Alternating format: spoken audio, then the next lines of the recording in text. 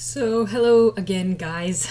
In the previous video we learned how to create a simple light, Arnold light, using like an area light and viewing how it looks in our render view. In this video we're going to go into a little more detail as to how to set up a nice light for your model. Okay, so I'm going to close the render view here. What I'm going to do here is I'm going to go ahead and duplicate this light that I created over here. You can scale it however you want, and it's going to affect your render accordingly. If I hit Command D, it duplicates my light here. You can see that in the outliner here. So I'm going to move that over. And as you can see, it's pointing in the opposite direction. To fix that, I am going to go to my channel box editor, and I believe it should be this thing. Nope, it's, whoops. I think it's, let's see what direction we need to turn it in, and that's X. So I'm just gonna change this to, not 90, 180. Here, so now it's pointing at your sphere, and if I bring it closer and now look at my render view, you will see that, come on, open up, man. You will see that I have my sphere lit up. Now, if I were to zoom into my scene, it'll show me how my sphere looks like that. So I have to zoom into my scene for the render view to update.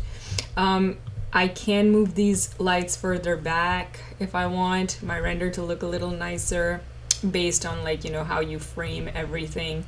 So you can do that. And I'm going to zoom in even more. Remember, do not zoom in here. You are going to zoom in here for your in order to frame your render view. Anyway, so once you're zoomed in, you can see it's lit from the two sides, and you also want a light at the top.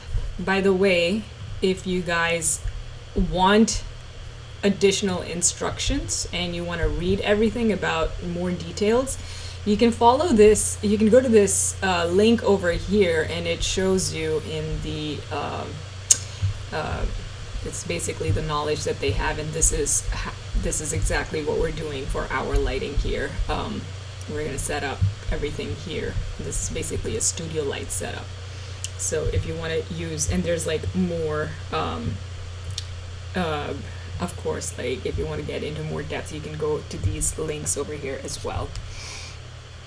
Anyway, so now we have that set up. I don't have any materials applied, so you can see that, you know, it's just like, you know, the standard material. You normally want to use the AI standard surface for, I mean, that's the one that you would use. You want to use the Arnold materials to create, you know, materials. Anyway, so you're gonna go ahead and you have these two lights set up, and then you're gonna duplicate this one again, move it up here, and I'm gonna change this to 90. Oh, it's pointing up now, so you're gonna change this to 270 actually. There, so it's pointing down now. And then you're just gonna assign. You can see like how your model looks over here. Looks nice and lit, you know. It looks well lit. You can change the angles however you want. One thing that I like to tell my students is that whenever you create a light, it's never from one direction that you see an object. It's always reflected off of the surfaces that's around it. So I'll cover that in another video. But right now you can sort of see that this looks, you know, decent enough. And now we are going to add those maps to our lights. So if I select my light here and go to my attribute editor, I'm just going to assign a file over here. I'm going to go ahead and these are the maps that I'm going to use, the HDR maps. So if I just like go ahead and download these, I can save them. You can get other ones if you want to. So I'll just click on download, allow, and then download, and download. What I'm going to do, you normally want to put everything in your project folder, but for this tutorial's sake, I'm just gonna go ahead and get it from my downloads. So I'm gonna go here. See, like if I had put this in my source images, it would show up over here. So let's go to my downloads. Downloads. So these are the 3 maps that I have in my downloads, and if I go to my, I believe my project is in my documents. Okay, so if I go to my documents,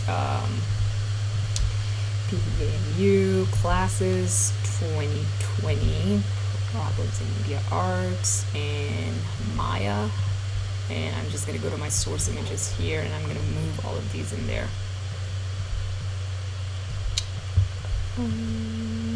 There you go.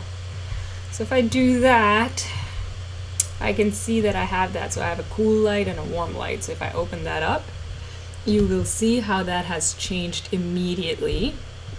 And we're gonna have to tweak the intensity again of the lights. So I have my warm light, and I'm gonna go to my cool light now.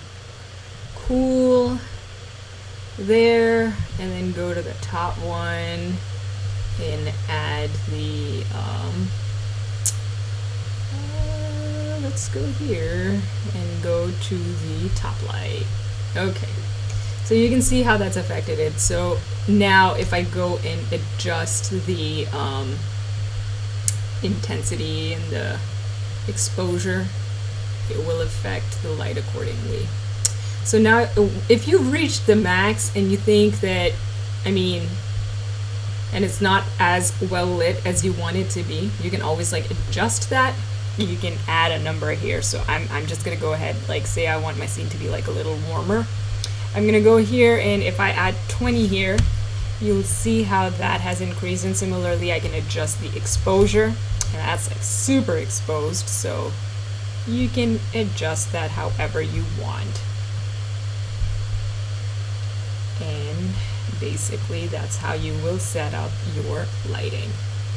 You can do the same with the cool light and the top light if you want. Alright, that's it for this video, and I will see you guys in the next one, where we will learn to render out our models without getting the background in them. Alrighty, see you guys then.